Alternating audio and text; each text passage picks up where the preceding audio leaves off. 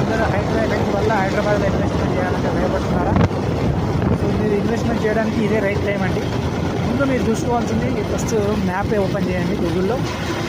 So మీకు క్లియర్గా కనబడుతుంటుంది మ్యాప్లో తీసుకోండి. సో ముందు east, west, north, south. East వచ్చేసి వరంగల్ హైవే, నార్త్ వచ్చేసి మేడ్చల్ హైవే,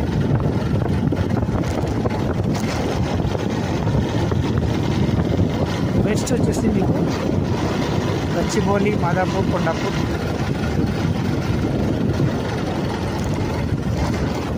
సౌత్ వచ్చేసి మీకు శంషాబాద్, షాద్నగర్, కొత్తపేట. సో దీంట్లో ఆల్రెడీ షాద్నగర్ ప్యాకప్ అయింది.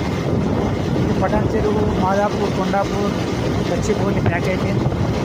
ఇంకా ఉన్నది ఇక్కడ మేడ్చల్, అంటే అది నార్త్. సో అది కూడా తొలగిపోతుంది వేరే వరకు. ఇప్పుడు ఉన్న ఏరియా ఎక్కడ ఉంది?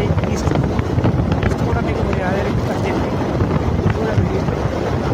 సో మీరు ఎక్కడ ఇప్పుడు మెయిన్ సిటీస్ ఎక్కడ ఉన్నాయి? Hyderabad, Secunderabad and Warangal and Nagapattinam.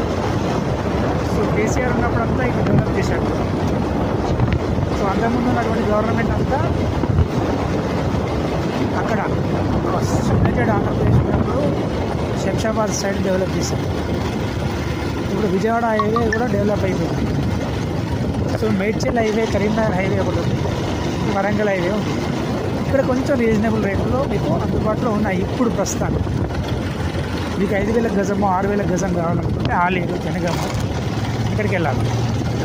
అంటే మీకు సిటీకి ఒక 60-70 కిలోమీటర్ ట్రావెల్ చేస్తే కానీ మీకు 6,000 గజము 5,000 గజం అనేది దొరకదు. సో పోనీ మన బడ్జెట్ 5 లక్షలు ఉందండి, మరి అక్కడ కొంటే ఏం లాభం వస్తుంది? కొనండి. ఫ్యామ్ ల్యాండ్ కొనాలనుకుంటున్నారా? దానికి కన్వర్షన్ అయ్యిందా? నాలా కనెక్షన్ ఉందా చూసుకోండి. మీకు ఇచ్చేవాళ్ళు ఇంతవరకు ఏమైనా వెంచర్ చేశారా? వాళ్ళ ట్రాక్ రికార్డ్ ఏంది, వాళ్ళ మెయింటెనెన్స్ ఏంది అది చూసుకోండి. ఇదంతా రిస్క్ ఎందుకంటే మనకు ఈ ఫామ్ ల్యాండ్స్ వద్దు. మంచిదంటే డీటీసీ తీసుకోండి. నెక్స్ట్ వచ్చేసి హెచ్ఎండిఏ తీసుకోండి. మీరు సిటీలో తీసుకుంటే టీహెచ్ఎంసీ కింద వచ్చేసి గ్రేటర్ హైదరాబాద్ తీసుకోండి. హెచ్ఎండిఏ అంటే హైదరాబాద్ మెట్రోపాలిటన్ డెవలప్మెంట్ అథారిటీ. ఇంకోటి DTCP, district town and planning control. So ఇట్లా ఈ అప్రూవల్ ఉన్నటువంటి వెంచర్స్నే తీసుకోవాలా. ఎల్పీ నెంబర్ వచ్చింది, టెంపరరీ ఎల్పీ నెంబర్ వచ్చింది, ఇవన్నీ కాదు. పర్మనెంట్ ఎల్పీ నెంబర్ వచ్చిందా దానికి వెబ్సైట్లో ఆన్లైన్లో చెక్